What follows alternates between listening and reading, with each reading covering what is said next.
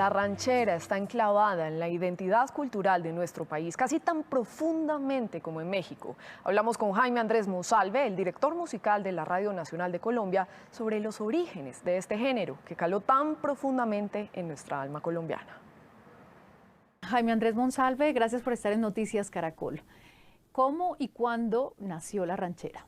Bueno, básicamente el formato de ranchera, como se le conoce, surgió de una conjunción entre diferentes elementos o instrumentos de cuerdas pulsadas, como la guitarra española y esa suerte de guitarrón que se fue adaptando en México para hacer las funciones de bajo, junto con otros elementos que venían de las orquestas francesas y de las bandas populares de Norteamérica, entre ellos pues el empleo de un violín.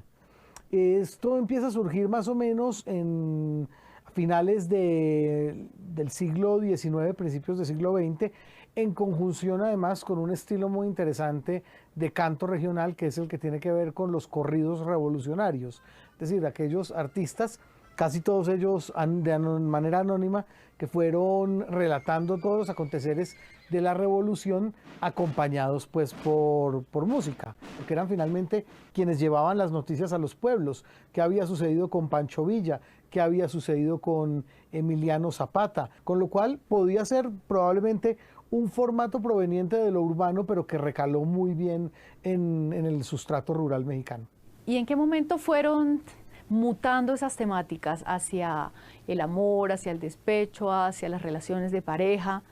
hacia las cantinas? Seguramente hay un antes y un después en la figura de José Alfredo Jiménez, que es el gran compositor ranchero por antonomasia y además de ello un parteaguas también dentro de la música popular mexicana. Si bien muchos otros géneros se fueron adaptando al formato de la ranchera, entre ellos el bolero, hay que destacar pues también a grandes compositores como lo fue el propio Agustín Lara, definitivamente sí, José Alfredo Jiménez le da un carácter, una personalidad y una vitalidad, una suerte de cara muy importante a la ranchera en tanto género, gracias a las composiciones pues que él dejó en vida. El cine, ¿qué papel jugó en ese proceso de llevar la cultura mexicana hacia Latinoamérica y muy particularmente hacia Colombia?